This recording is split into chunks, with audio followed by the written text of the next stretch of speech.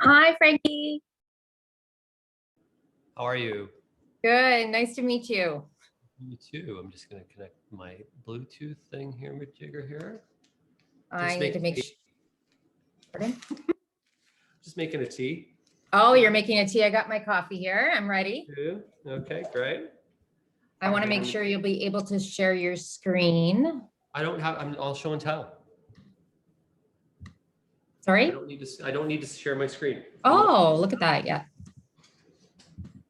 I've done enough of these that we found that when you share a screen, it adds a layer of technical that it's better almost just to do show and tell. Okay, awesome. So you're teaching me. Just, so I've been doing some stuff for like TD Bank and Scotiabank and all these others. And they say that people have been so much watching PowerPoints and watching things that they'd rather not see that. So that's kind of the general consensus I've gotten as well. So it's kind of interesting. That they would not see what? They'd rather not see what? They'd rather not see a PowerPoint. Oh. They'd rather see somebody actually showing and doing. Yeah, absolutely. Yeah. Totally. That's why I set up in the kitchen. Demos are huge now. I see from my brother who has been doing a lot of demos everywhere. And yeah, that's what they would prefer. They'd rather have somebody kind of show them what's going on. I guess we're bored behind this screen being locked up like this. Yeah. I feel like I know your brother, but we don't know each other. It's kind of funny. Because he's been into City Line a bunch of times? City Line, and then like Ralph Nella, which is Nella from Nella Cutlery, and all the restaurant. Nella, he's my best friend. Oh. So I know what's going on in the restaurant world just based upon what he tells me. There you go. So, there you go. Yeah. That's funny. I'm just trying to get people in. Everybody. This is Miss Lou Cabral. Very excited. Nice to see you. Nice to see you too. I'm super excited. I have to tell you, this is the highlight of my week. Oh, thank you. Yeah, you're welcome. Highlight of my year. This is great. Just making sure everybody's in. I'm not seeing, I think I'm okay here. And the volume's okay, Miss, on your end? Yeah, I can hear fine. So I'm going to go. Mr. Bianchi. I'm going to go off video and mute, but if you need me, Miss Castro, let me know. Okay. And this is Mr. Bianchi. He's another teacher at St. Anne Bank Campion who just took off his screen. Sorry, there, it just went off the screen. Yeah, there you are. I'm not Scarlett. That's my daughter's name. I don't know why. Oh yeah, it's your alias. It's it's your gamer name, right? That's right. Yeah. That's funny. Okay, I'm gonna grab my class and get them in. Yeah, I gotta get my class too.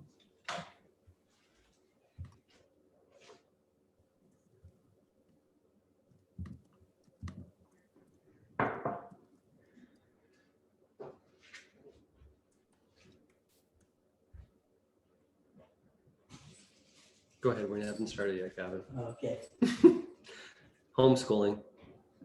I might have kids walking behind me. I know, that's what I'm afraid of. I told them that they're not allowed to come into this room. We'll see what happens.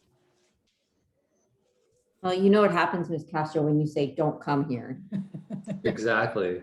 Can I see what's going on?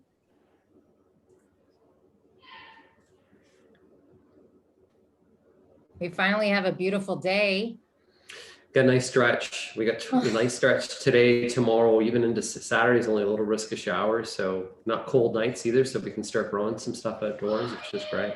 Right. No frost. Though there was some risk, wasn't there at the beginning of the week?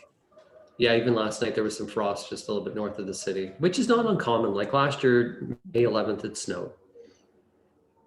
I was surprised. So I go onto the Farmer's Almanac, it's called, and you find out your frost date. And so you plug it in, and my cousins live in Newmarket and I live here in Georgetown, and they have an earlier frost date than I do. I'm kind of surprised with that. They're more north. Yeah, but you're higher elevation. So you're higher up. So the higher you go up, the colder it'll be. So they're a little bit lower. So they're more closer to Lake Simcoe and in between Lake Simcoe and Lake Ontario as well. So that moderates temperature as well. Learn something new. Wow. Okay. I thought something was wrong. I thought you were going to turn around and say, nope, that's wrong. No, Okay, it's true. that's right. I have to wait. Couple My weeks family, away. your Canadian Tire in Georgetown. My family supplied flowers to that Canadian Tire for like 3 decades. It feels like. Oh, wow. Still? Yeah. Do they still? Yeah, yeah. Oh, that's awesome. Her name is Tracy that takes care of the garden center there. Oh, that's amazing. Oh my goodness. Yes, and your garden center's in Bradford, is it? Bradford and Barrie.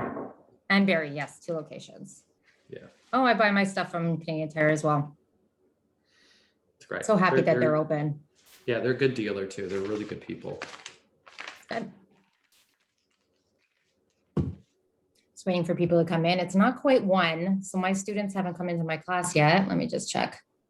They're starting to.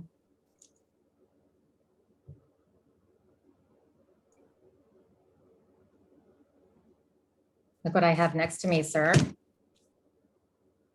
Oh, nice. I bought this so long ago, and I was just so excited when you accepted and you wanted to come. I'm like, yes. Yeah, that book I wrote in 2011. Yeah, was this one of your first? That was my first book. So That was then your first. I have 2 others that are right here that are more on growing food. So, and I have a total of 4 that I've done. Love it. Do you like the book writing process? It's once you've finished a book and you've done all the vetting and you then have to go out and promote it, you're like done with it. You don't even want to promote it. You're like, I'm so sick of looking at this thing. Right. I know. I can imagine. It must be a long process. Oh, it's crazy. It's like, you're usually about 1.5 to 2 years. A long time. Yeah. And then the promotion. Oh my goodness. Book signings, going to, oh, here's another one. When you used to travel. Yeah. Wow. And I'd love to know more about this trip you're planning to Amsterdam, is it? Yeah, Basel. So it starts off in Basel, Switzerland, and then you cruise up the Rhine River and you go through and you go into Cologne, France. Yeah. And then you finish off in Amsterdam at a garden show called Floriade that only happens once every 10 years. That's crazy. So nice river cruise, 8 days with Emerald Cruises, which is they're supposed to be really great. I've never been on one, but so it was all through Jan Arden's management team. So Jan's done them a bunch of times. So then Jan recommended for the garden one for me. So then I'm like, yeah, well, Jan says it's good, I'll do it. Yeah, Jan says it is. Gosh. Yeah. Gotta look that up. 8 days. 8 And days. when is it? Next year? Yeah, July 22nd or 29th of 2022. 2022. And we're hoping everything will be fine by then. That's the hope. There's cancellation insurance on it already though. So I made sure that if something goes sideways, then everybody can get their money back. That's I don't want people chasing me. No. Okay.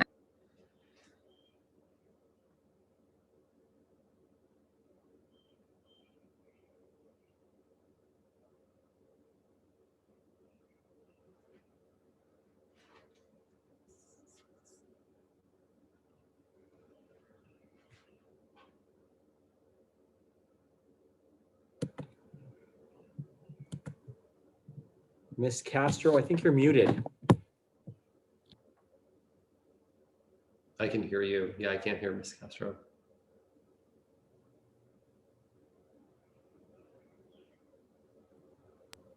I'm just talking to my kids saying, Okay, hi. sorry. That was intentional. Okay. It was intentional. It was. I'm Okay, trying to get perfect. my students to come over. So just give me a sec, or I'm trying to share my screen. So this is Mr. Jacuto. He's a vice principal here at St. Edmund Campion. Amazing. Thank you. Thanks for having me today too. Oh, thanks for being here. We're excited. The staff seem to be really, really excited. Like the atmosphere, it almost feels like a long weekend. Like the staff are really excited to have you here. So I'm sure we know that our students are as well. So thanks for being here. Amazing. Thank you. And I'm hoping you can help me because I planted some flowers in a pot in front of my house. Yeah. And the frost has absolutely destroyed them. So I don't know if I should put them to the curb or if if they look destroyed, it's going to have to go that circle of life. They got to go to the compost and hopefully we can it's like a bottle of wine. You enjoyed it for a period of time and it's gone now. So that's it. It's going to the curb. Yeah. Yeah, if it's burnt, it depends on what they are. If they're pansies or like, They are. are they pansies? Yeah.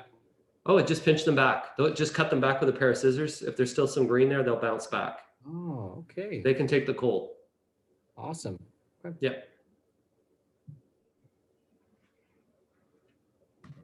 Look at Mr. DeCudo getting some like, you know. I snuck my question in before we started, so that's it. I'm gonna mute myself. Thank you. You're welcome. Okay, so it's 1 o'clock, so I guess I'll introduce Frankie to everybody and we'll start. So our next speaker is Toronto's favorite weather specialist and gardening expert from Breakfast Television. He is an award-winning gardener and author of several books. When he is not working, parenting 2 boys, or helping people with their gardening needs on Facebook, he's hosting the very popular and exciting podcast, Life Seeds. Here to inspire our St. Edmund camping community, please welcome Frankie Ferragini. Hey, thank you very much. It's fantastic to be here on a nice sunny day on Thursday. Finally, we're going to have 20-degree weather where we've had kind of a chilly start to the month of May, but gardening is super popular right now. I don't know if you guys know, but if you were to kind of venture out there and take a look at what people are doing at this moment, they're gardening, they're growing, and probably some of the most popular thing that they're doing is growing their own food. And if we look historically, this has actually happened when we've had other global challenges, we'll call them. Back in World War II, we had something that was called the Victory Garden. And the Victory Garden was where people were asked to grow food and people wanted to grow food to help with food sustainability. And with that, those Victory Gardens actually helped kind of communities get more food. And there was even sharing a row where people would grow some food to help others. Today, we're seeing food costs go up. That's the reality. We're seeing all costs go up. If you took a look at the grocery store, if you want to speak to your parents right now, everything is going up in terms of price. So we can have some fun, we can grow some food, but usually what we can do is really try to figure out ways in urban centers to grow food to help with food sustainability. This has become a huge trend. There's many areas in downtown cores where some of the factories that sat vacant now, they're growing vertical farms. So within them are lighting systems and also growing systems that are all grown through water, through aquaponics, where people can grow their own food vertically. Unbelievable. In Montreal, there's a company called Lufa Farms, and in New York, there's another company called Gotham Farms, and they're building greenhouses on top of buildings in urban centers to grow food. Growing food, even if you start at home, is a great way for you to take a look at a zucchini and say to yourself, I value that a little bit more, because then all of a sudden you're going to know what it takes to grow. Studies have shown too, if you want to get your younger siblings involved in eating better, because we are what we eat. If you want to be somebody that wants to perform at a high level, if you want to be somebody that is successful in school, but also in society and community, you got to fuel your body for that. So if you want your brothers, your sisters, and even your family to be better and to do better, they need to eat better. Well, science has shown and studies have shown that if people grow their own food, they'll go out there and they'll eat better as well. So that's some cool things. This is what all prompted me a few years back to write another book, which is called Food to Grow. This book here was one all based upon growing your own food. And then that inspired me to do a project called Elevated Eats. Elevated Eats is a project that I do at Yorkdale Mall, where we grow food in containers and basically milk crates on top of a roof. And with that, we then donate the food to Toronto's Hungry. At the same time, we're elevating food education. So all this is what inspired me. And just to let you know my background, I am a product of child labor. Yes, my family are farmers and greenhouse growers. To this day, my family are still greenhouse growers. My cousins farm in the Holland Marsh as well, the Riga Farms. If you ever see that at Longo's, or if you go to Sobeys, you'll see Riga Farms. Those are my cousins. My family business is Bradford Greenhouses. If you were to drive into Mansfield, you see another greenhouse called D&H Garden Center. That's my other cousin. If you drove through the Holland Marsh, you'd see Nazo's. That's my other cousin. You would see L&D Faragina. That's my other cousin. There's a lot of us that are growing. So that's where my background came from. So even to this day, people say, you're weird, Frank, because when I'm watching TV at night, I eat a head of romaine instead of a bag of chips. Why do I do that? As a kid, when I was out in the field packing romaine, there was nothing else to eat. So I just got so used to eating romaine, so still to this day. But let's talk a little bit about growing your own food. Let's say that you want to grow your own lettuce. You know, it's pretty easy. All we need is a couple different things. We need light. Nothing grows in darkness. The only thing that's edible, the only plant, and it's really not even a plant that grows in darkness, is a mushroom. So if you want to grow mushrooms, you can grow those in the dark, and usually that's on decaying wood matter. But when it comes to growing food-bearing plants, we need sun. We need 6 hours of direct afternoon light. That's when we're going to be most successful to grow things like basil, but even tomatoes and peppers and lettuce, and even root vegetables from potatoes to carrots to beets. Those are what we're going to need, full sun. Next thing that we're going to need is we're going to need some space. Well, the good thing is when you're growing your own food, we can grow things in containers very easily. So we can easily grow a tomato in a container. That's just a tomato in a container. This is one of the early girl varieties. We can grow peppers in containers. This is the crazy pepper, which is a ghost pepper. Ghost pepper has about a couple million Scovilles of heat units. That's just too hot. That's, people, if they're going to challenge you to eat a ghost pepper or a Trinidadian scorpion, don't do it. If you want to eat a cayenne pepper, that's the other book that we wrote, which was called Power Plants, about plants that you can grow around your property to help with your health. Cayenne peppers are great for you because they actually increase your metabolism and they can actually help you with a little bit of weight loss. So cayenne peppers is a good heat.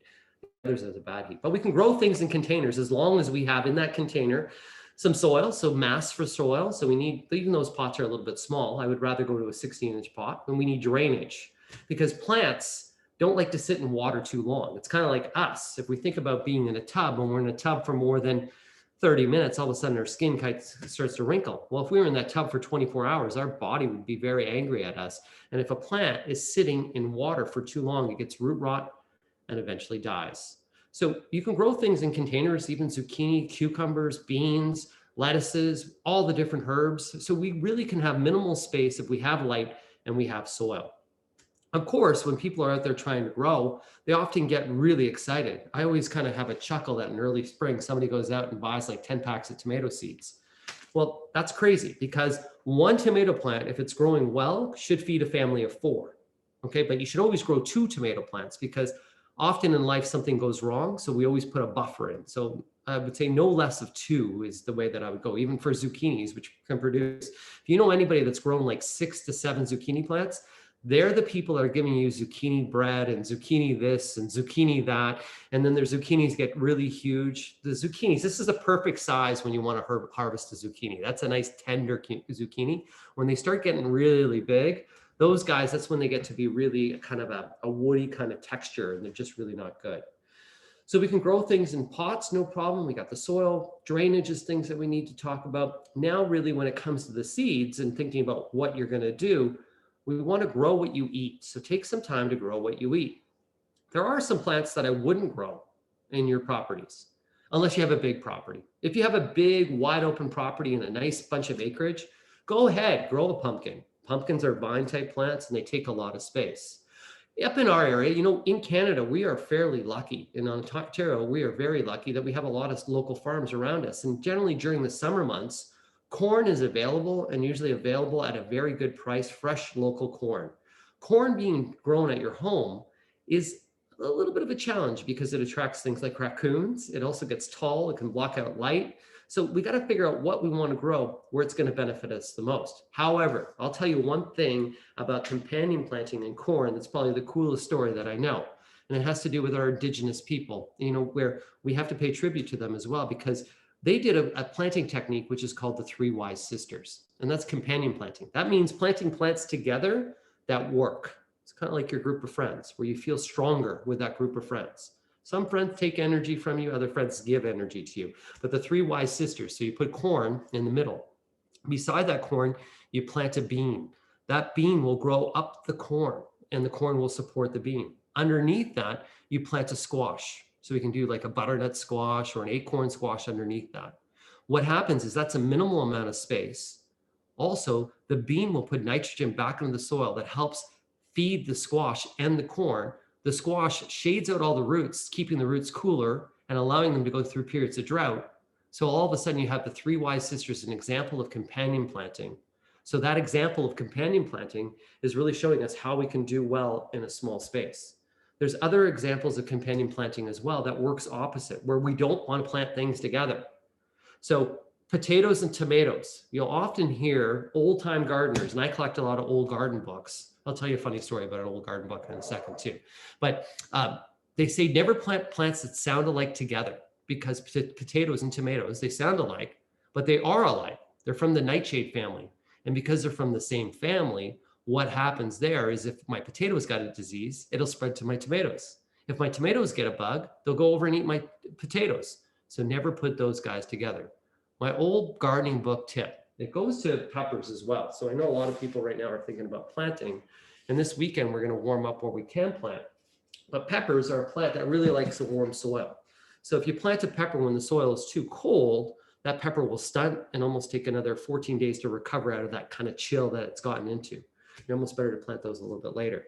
The old garden book that I read said, well, in order to determine whether soil is warm enough for warm crops, tomatoes, peppers are all warm crops, squash are all warm crops. In order to determine if it's good enough for them, the soil being warm, the old garden book said to do the bare bum test. That was just basically pull down your pants, sit on the soil, and if it's cold for your bum, don't plant. I don't recommend doing that. But old garden books, if you ever get a chance, take a look at some old medical books, take a look at some old garden books, take a look at what was thought in the past and how things have changed overall, and things in history and things change a lot overall. So that's a little bit about companion planting, a little bit about soil temperature, and a little bit about growing what you want to eat. So take that time to write down that list. The difference between cool crops and warm crops. So talking about cool crops, you'll hear this. Cool crops are those ones that can take cooler spring temperatures, like our leafy greens, our lettuces can do that. Radishes can do that, no problem. Onions can do that. Swiss chard is something that can do that. Chicorée can do that as well. We have many cool crops, kale, broccoli, cabbage, all those different ones, Brussels sprouts. I love Brussels sprouts. People sometimes like Brussels sprouts, whatever. Brussels sprouts, roast them, put a little bit of maple syrup on them. That's the bomb right there. Okay, so with the cool crops, we can start a little earlier. So we can do those right now. So this weekend, you could go out, no problem, and sow some radishes, sow some spinach. And this is a direct sow. So when you start your vegetable garden, if you're thinking about doing this year, and you look to the back of your seed packet, it says direct sow. That means you're taking that seed and directly putting it out into the garden. This is on a seed tape, which is cool because it spaces it all out for you. It's super easy. Just pop it down. But this weekend, we can do our onions. We can do, our radishes. They're quick to harvest. Spinach, if you want something really quick to harvest, spinach is really good. For this weekend, I'd probably wait till next weekend before I would do my tomatoes, my peppers, all those warm crops, because they like a warmer soil temperature, especially peppers, as I mentioned, and especially squash. And squash, of course, is everything from a zucchini to a cucumber to a pickle. Those are all examples of squash. And sometimes if you don't have space for squash because they grow out, you can also grow squash up on a support system like a trellis. But some of the bigger squash, like a pumpkin, remember I said pumpkins are not really good to grow. Pumpkins are so heavy that they'll actually break and they pull down. So some of the smaller squashes, you can grow them vertically. Now, when it comes to any garden, we have challenges. Gardening is like a life. It's a journey. And as you're going through that journey, there's always going to be something that's going to challenge you. And the challenge in the garden during the summer season are insects and diseases. So how do we try to be smart and try to prevent? Instead of reacting, how do we prevent? First thing that we can do is with watering. Watering a garden, the best time, optimal time to water a garden is in the morning. You water the garden in the morning before 11 a.m., you're going to get good absorption, and then the garden will dry out through the afternoon, the foliage of the leaves. By drying out, that garden's not going to be wet at night. A wet garden at night, and especially if it's wet and warm, will get a higher chance of disease, and it'll get slug problems. Slugs love it wet and warm. And most insects like a dark space that's wet and warm. So by watering in the morning is our first active defense to making sure that we're not going to have an insect problem. The next is taking the time to get out in the garden and to look for signs that we have a disease or we have an insect. So leaves are an indicator. If a leaf is brown, if it has holes in it, of course, if there's something going on. Sometimes if the leaf is chewed, it's a rabbit, a bunny. Those are other challenges that we can talk about and those as well. But often when it comes to many different insects, we need to determine what it is. Let's say that we see an insect. If we see an insect, and let's say it's an aphid, a little green insect, and often with aphids, this is what's so cool about aphids, is with an aphid, as it's on your plant and eating your plant, it actually will secrete a waste and in behind it. And that is this really sweet substance. So if you ever see an ant on your plant, the ant's usually behind the aphid, eating off that food source that's there that the aphid created. So generally when you see ants, you have aphids. And then if we had aphids, what we could do is we could just take a hose and wash them off. We want to attract ladybugs in. Ladybugs are beneficial insects that can then eat those. We could then go to our arsenal in the kitchen. We can grab some just liquid dish soap and mix that with water and create an insecticidal soap. And we can get rid of them that way. But there's many different ways that we can get rid of them. But if we don't take the time to look at our garden, if we don't take the time to water our garden, if we don't take the time to invest in weeding our garden, you're not going to get much out of it. You're going to have a lot of issues. And that's just like life as well. You got to put time in to get something out. The more time you put in, the better results you're going to get. It doesn't mean that you need to put a ton of time in, but there's no such thing as a no maintenance garden. Gardening is all about life. And with that, we got to make sure that we're kind of helping it out. Weeds can be a huge challenge, especially in early spring before things really start to take off. Mint is you're probably thinking, maybe your parents are thinking mojito time, right? Mint is something that's very popular for that. But if mint is planted in a garden, mint is an invasive perennial that will come back year after year, bigger, badder, and stronger. And often mint will grow everywhere. So mint is a plant that needs to be planted in a pot so that we keep its roots contained. There are some weeds that we can actually eat. Right now, dandelions, if you look out the window maybe of your home, or if you go for a walk tonight, you're going to see a lot of yellow flowers. And those yellow flowers are dandelions, which is Dandelion. Just to let you know, a dandelion, we featured it actually in power plants. Sometimes those weeds we think that are bad are actually good. Dandelions are rich in iron, their foliage. We can make coffee out of their roots. We can even make wine. Every part of a dandelion is edible. Dandelions as well are super important because they are an early pollinator that bees can get to, and that bees can go and get some pollen from. So sometimes we just need to understand those plants and how to work around them and some of the insects and work with them. The other thing that we can do to prevent some challenges is we can be super smart. So let's say that we were growing cabbage or kale. Often with cabbage or kale, you're going to see this white little moth that just kind of flies around. And then that white little moth lands. And when it lands, it lays, and it lays eggs. And those eggs are caterpillar that they lay. And that caterpillar will then go and put holes and it'll wreak havoc on your cabbage and cauliflower and broccoli and Brussels sprouts and kale. What you could do is we could actually put a bed sheet over the top or floating row cover. And by doing that, allowing light to go in, we can be an organic gardener. So that way we can prevent that butterfly, that moth from landing on our plants. There are some cool butterflies and some cool different types of caterpillars that we'll see, like the swallowtail butterfly. If you have English parsley, which is the curly parsley, you usually get those caterpillars are really brightly colored. They're yellow and bright green, and they're just super funky and super cool looking. That's the caterpillar of a swallowtail butterfly, which is also beautiful. So there are some challenges, but some of those challenges are our greatest gifts that we can get.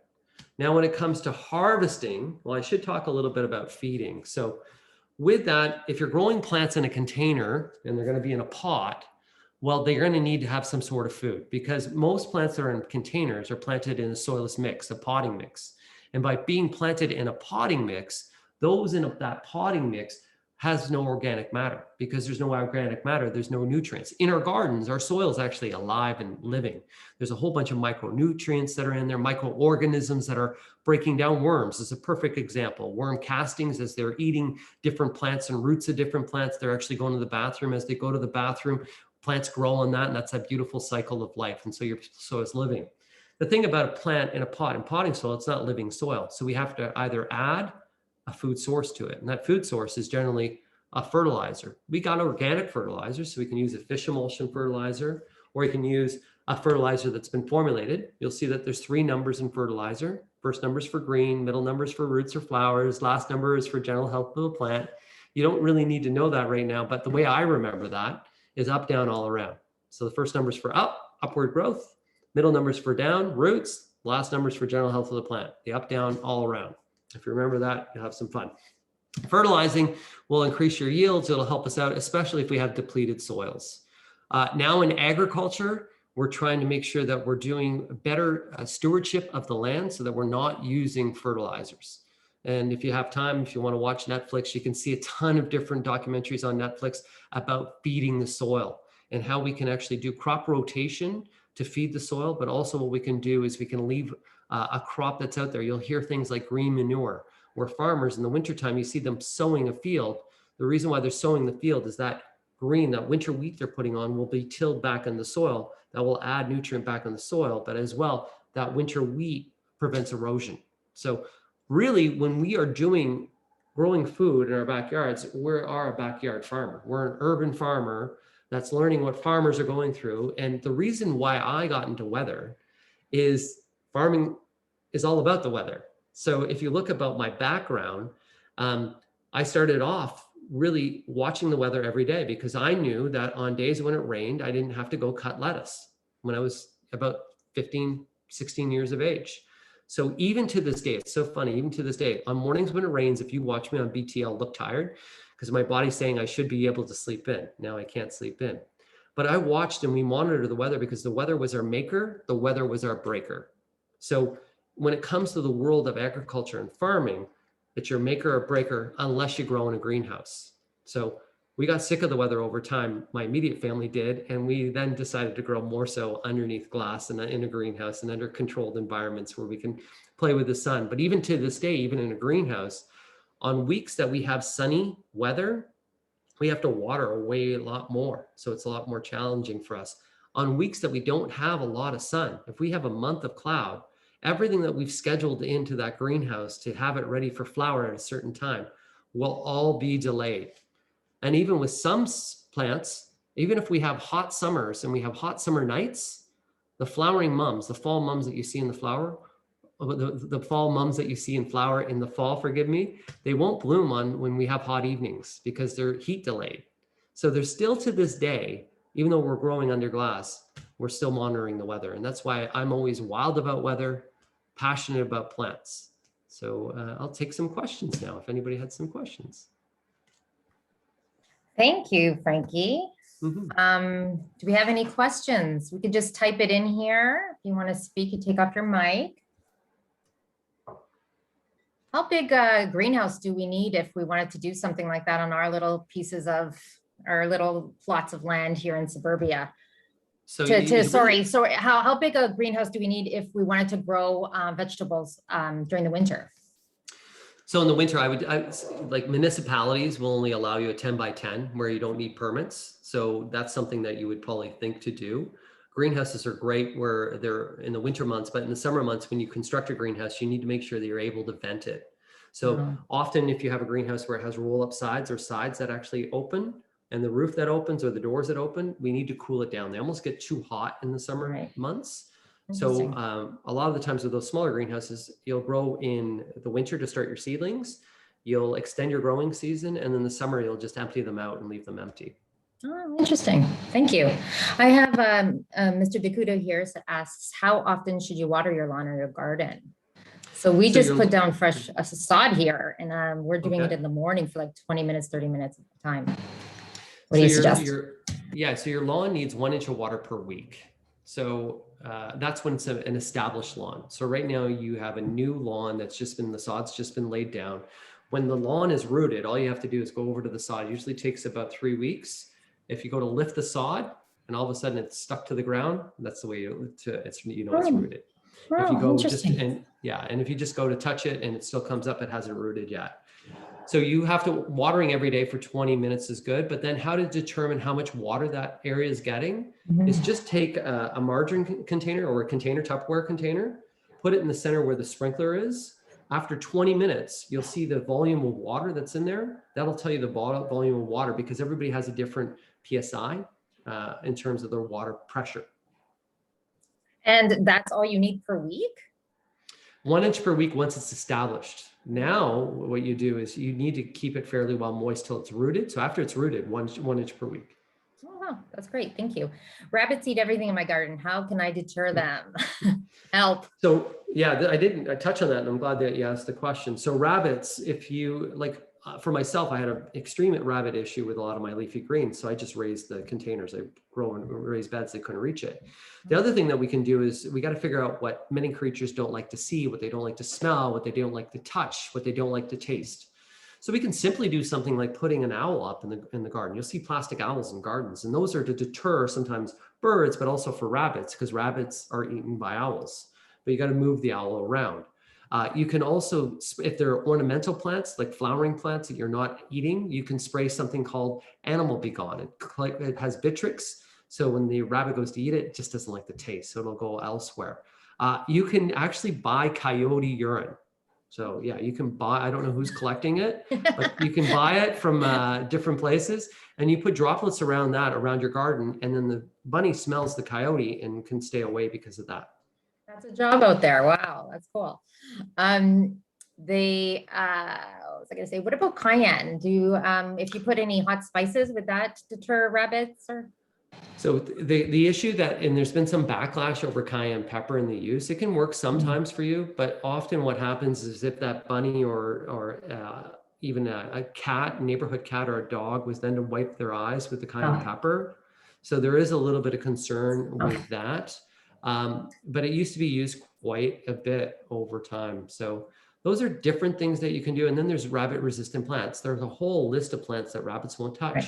Right. Most plants have thorns on them. Many plants have thorns on them for that reason.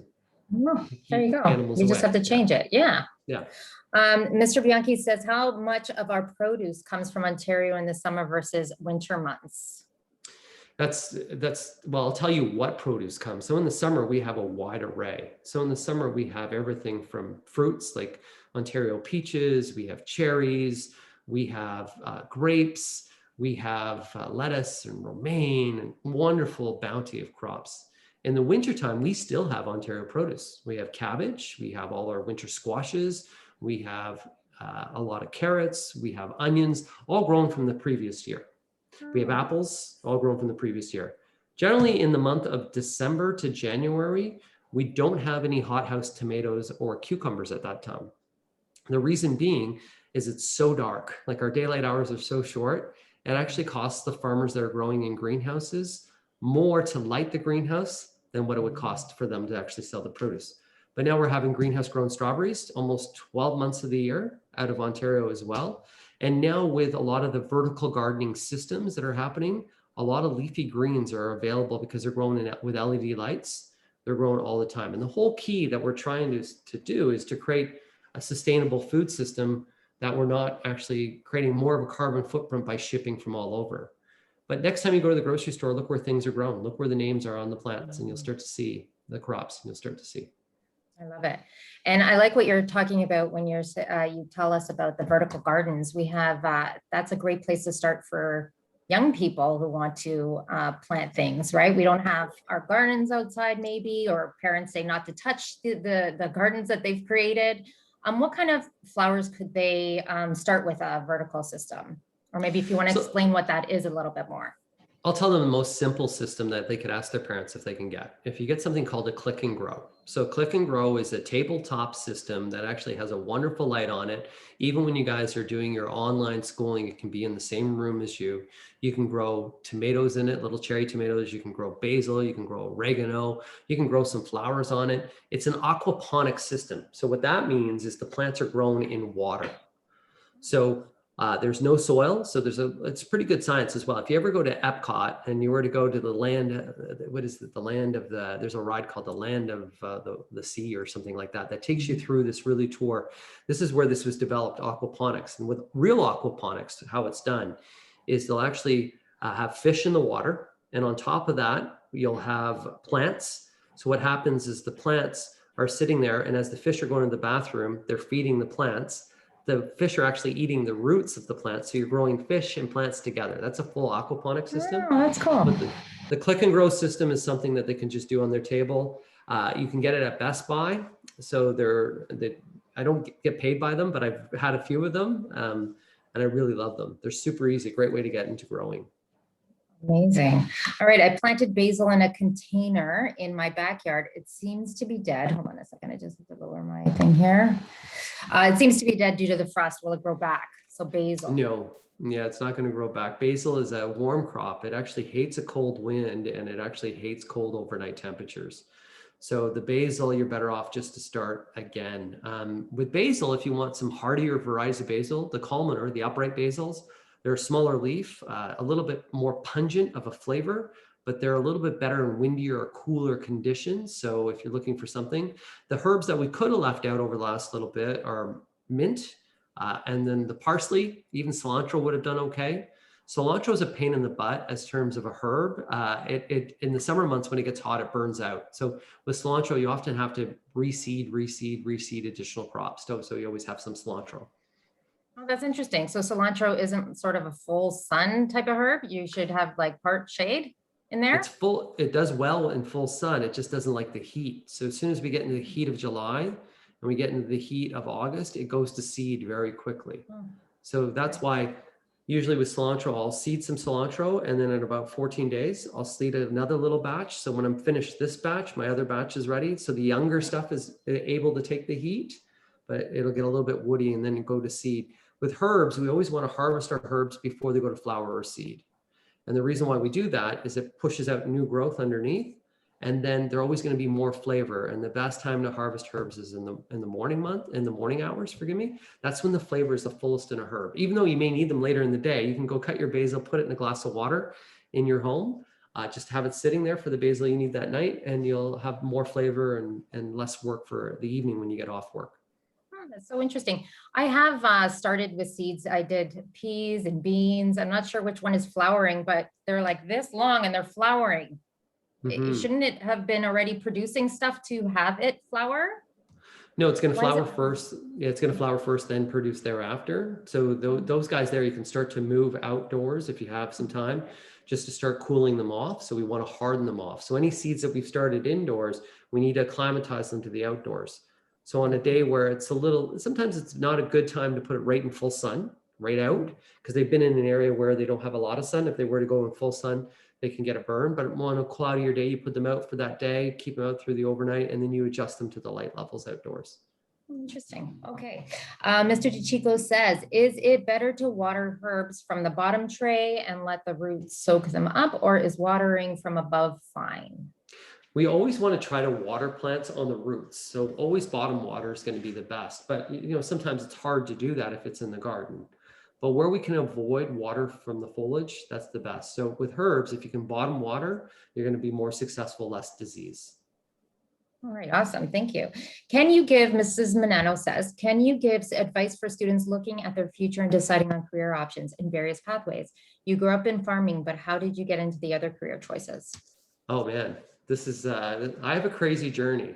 So I come from an Italian family, and I was the first out of all the grandchildren, the first male out of all the grandchildren. My sister was the first out of all the grandchildren that went to university. She's a teacher. I went through, and then my family was like, we need a lawyer. So when I went through, my original path was actually to go to law school. So I went to York University. I got my undergrad degree. I applied to Osgoode Hall. Got into Osgoode, but that was the year that we built our store up in Barrie. So I took a year off to start working in there and just help the family out, and was going to go back to school. During that time, I determined that, my family may want me to be a lawyer, but I don't want to be a lawyer. I really like the outdoors. I love plants. I like communicating. I like creating. I like growing. I like being active. And with that, I started doing gardening tips for a small station up in Barrie. And with that, I just started volunteering. And when I had time off, I was just there and started to learn. And one day when I was there, their weather person was sick for the day. And they knew that I had already been on the show for doing garden tips. So I had some ability there, and they knew that I was somebody that loved weather. So they said, Frank, can you do weather? And so I did, and the news director was watching. And then I got offered a part-time job, and then things just kind of grew from there. And I independently produced a couple shows and did some other things. And then I started on a mat leave on breakfast television because they knew I did weather, and I was doing garden tips there. And then that grew, and then I was offered full time. And now I kind of start my mornings. I get up every day at 3 a.m. I start my mornings. I finish BT by about 11 a.m. in the morning. And then in my afternoons, I work in still the world of horticulture. I assist my family business. I communicate, I educate, and I'm super passionate about plants. Wow. And do you put sleep in there at all? Sorry. I do. I don't feel like I'm working. I go to bed at most days at about 9 o'clock. If I'm feeling crazy, it's a 10 o'clock night. Wow, that is crazy. Yeah. Okay, Mr. Abuscato asks, also, aquaponics is becoming more popular and mainstream. The Mississauga Food Bank is currently growing tilapia and lettuce in the same space. Do you see this as sustainable? I do. It's actually a great way. So as long as they can look at costs. So everything's sustainable as long as it financially makes sense. There's a romanticism sometimes with growing your own food, and sometimes it really doesn't make sense. So it has to make a good business sense overall. Sometimes you can get subsidies and you can be sponsorships and things like that can take care of it. And maybe that can start off. But as long as that model is creating enough food at a cost, and that's where you need the model of scale, meaning that you need to be growing a little bit more. But it's a great way to do it. Right now, if you ever watch, there's another wonderful documentary on Netflix called Seaspiracy. If you want to see what the fishing industry is like right now and what they're doing and the pollution that's out there, we have to think about other ways about, growing, because really that's what we're doing. We're growing fish, but even in nature's growing things as well. How do we keep it sustainable, safe, and also make sure that we maintain our future? I agree. The conversation needs to continue. I watched Seaspiracy. It's very, very powerful. Definitely need to think about that stuff. Ms. Lash says, how about wildflowers? Which wildflowers should I plant to help out our bee friends? So there's several. So first off, we got to look at the right plant for the right place. Do you have sun? Do you have shade? Those are going to be the determining factors for different types of plants that you're going to be putting in that space. There are a bunch of natives that are available. Probably one of the best natives is one that's a little bit later season blooming, is a coneflower. So coneflowers are native. There's even native lilies and orchids, forgive me. Native orchids is toad lily. So that's more for shade. Not really so much for bees, but Joe Pye weed. Joe Pye weed is something that's a really tall, if you had space, fantastic. But there's other pollinators as well. Milkweed, of course, is great for all our monarch butterflies. So sometimes as well, when it comes to the pollinators and the different types of good bugs that we have out there, we also need to give them food sources. They're caterpillars. So the monarch butterflies will eat parsley. So parsley is actually a really good food source. If you want to attract bees and hummingbirds, everybody's always thinking the color red is the way to attract them. Actually, purple to blue, and there's really no true blue flower, but the more purples, those really attract hummingbirds and bees because they can see them better. Wow, that's interesting. Mr. Bianchi asks, do you have any tips for using coffee grinds in the garden? And I would like to add eggshells as well to that. Yeah, so eggshells are calcium. So eggshells, when you go to plant a tomato, take those eggshells and put it in the soil with the tomato. So that as that breaks down, that tomato that we're trying to grow, at the end, if you ever grown a tomato, at the end of the season, it's got a black bottom, it's all cracked and things like that. That's blossom end rot, usually related to a calcium deficiency in the soil or improper watering. So if we can improve the calcium, we'll actually have better looking tomatoes. So that's where you can use eggshells. Coffee grounds can be mixed sporadically in your soil or put in the composter. You don't want to put too much because it actually is nitrogen. So sometimes if we have too much nitrogen, too high acidity, and depending upon the plants, it can do a little bit of harm. But if it's done in moderation, it's a great amendment to the soil. So putting it in and mixing it in or adding it into your compost is really good. Wood ash is something that can be used as well, depending upon the type of wood. And that will make your soil, if you have an acidic soil, it'll make it more alkaline. Oh, interesting. And should we be grinding all of this stuff up, like the eggshells and pieces of veggies, or should we, just dig them in? Because I heard that too. Yeah, you can just dig them in. It'll take a little bit longer for them to break down.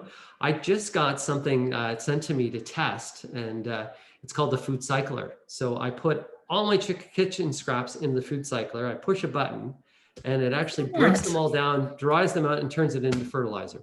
I know, I saw that. That's so interesting. Put it on your Instagram. I want to see how it works out. Then I'll buy one. It's they're a little expensive right now. But I think it's neat. I'm going to see how it works out. I'm going to see how the plants grow. Yeah, that's really cool.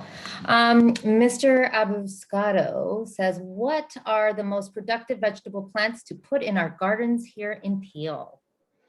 So probably one of the most productive, easiest ones, and a lot of people don't like to eat it, is Swiss chard. I think Swiss chard is fantastic. The reason why I like Swiss chard is when we cut it, it grows back. We cut it, it grows back. It cut it, it grows back. So it's always producing. And Swiss chard, nice leafy plant. You can even mix it in with some flowers. It looks good. Tomatoes are fantastic. Like cherry tomatoes will keep on putting out there.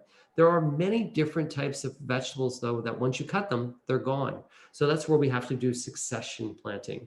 Eggplant, there's a variety of eggplant called little fingers that will produce and produce and produce and produce. Ever-bearing strawberries can do that as well, multiple crops that you'll get. So it really depends upon, number one, what do I want to eat? And then number two, what are the best selections in those categories? We could even grow some fruit trees, and fruit trees, of course, are going to bear a crop, but sometimes we need 2 fruit trees. So it's not only, do I have the light? What do I want to eat? Do I have the space? Wow, so interesting. I've taken a look at something called permaculture. Of course, you know what that is. And I read somewhere that you're not supposed to till the soil too much because you're breaking down a lot of that stuff that's already in there. Is that, what do you say about that? So that's the micronutrients and all the rest that's in there. And so that's even hookah gardening. So there's another thing called hookah gardening. And that's even where you're actually, when you start your garden outdoors, is you put a bunch of rotten wood in, and then you're layering it up and just letting it sit there and break down. And then you're going to plant it in a few years' time. That's the ideal way to let things kind of break down. But sometimes amending the soil, tilling the soil, if it's a clay-based soil, then we have to improve it. So it depends on the foundation of that soil. If the foundation is already dead and or depleted, then we have to add into it. So that's sometimes where tilling will benefit. And then also, if you want to be a little faster, if you're more faster where you want to just get it going and get it growing, that's where I would really recommend a raised bed. So you're not disturbing the undersoil, you're just building on top of it. And I grow a lot in troughs.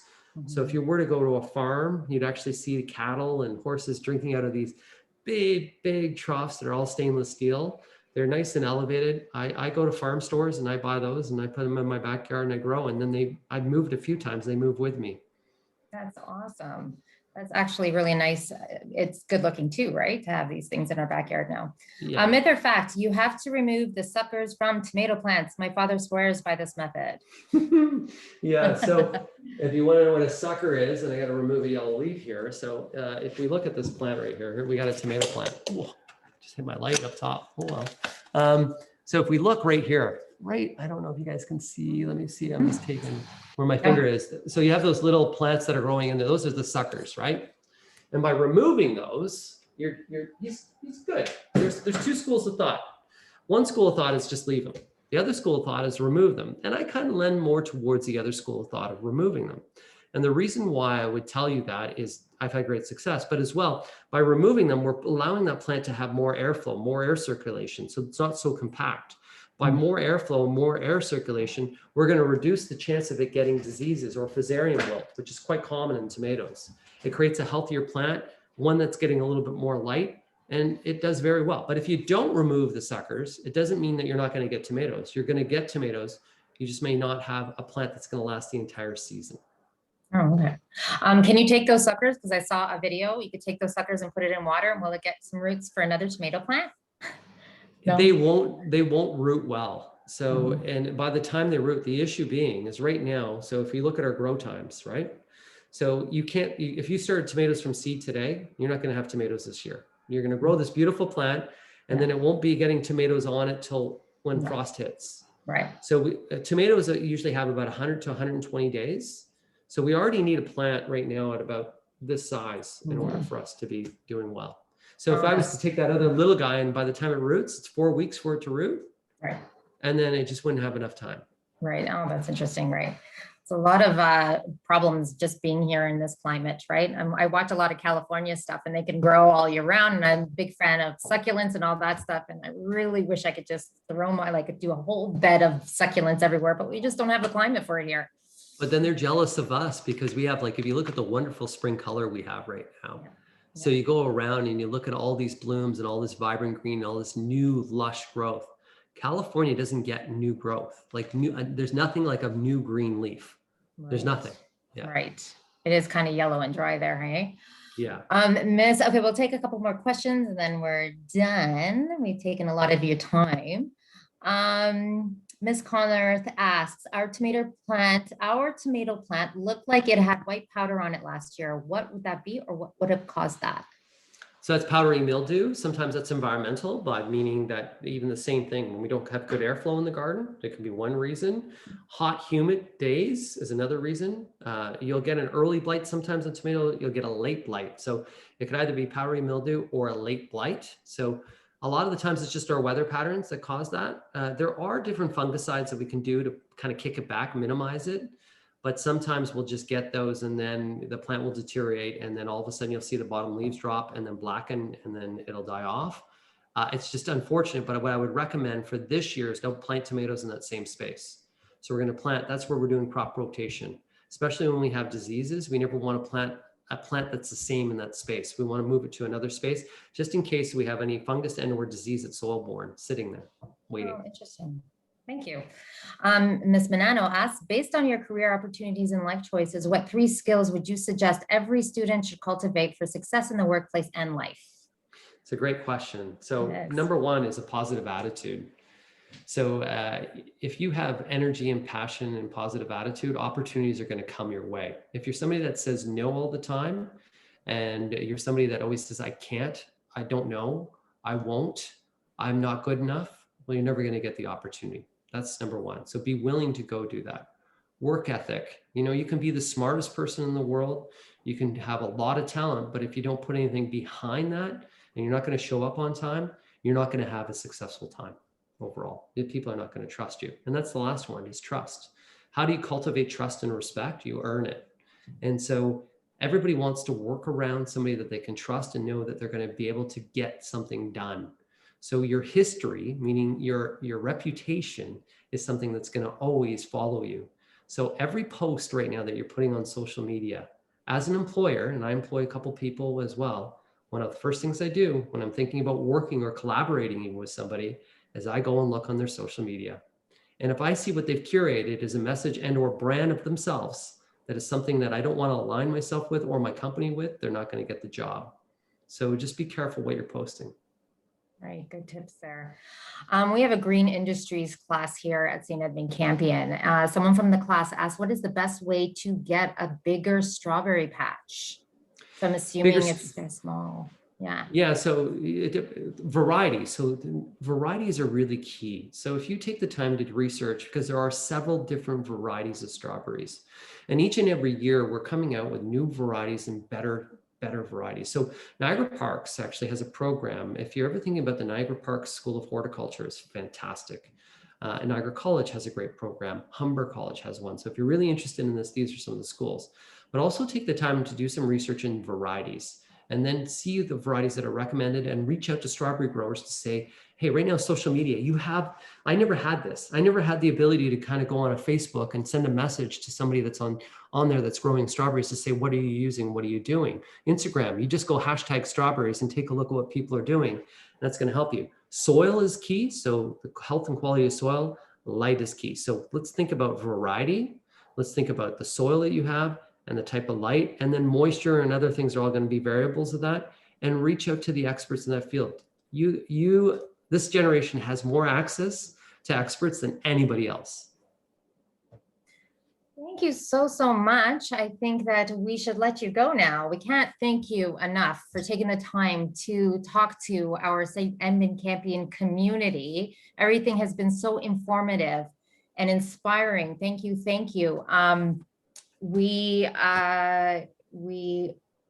I think we have inspired some new gardeners somewhere out there on our video, on our Zoom behind these walls. So thank you so much, Frankie. And yeah, that's it. Thank you. Thanks, guys. Have a blooming great day. And always remember, I tell it to everybody, we've all killed a plant before. So if a couple of them don't work out, just keep trying. We got to find our groove. That's it. Right. Don't give up. Yeah. Don't give up. Right. Okay, guys. Have a great day. Everybody Bye, take care. Frankie. Bye Thank now. you. Bye. Thank you.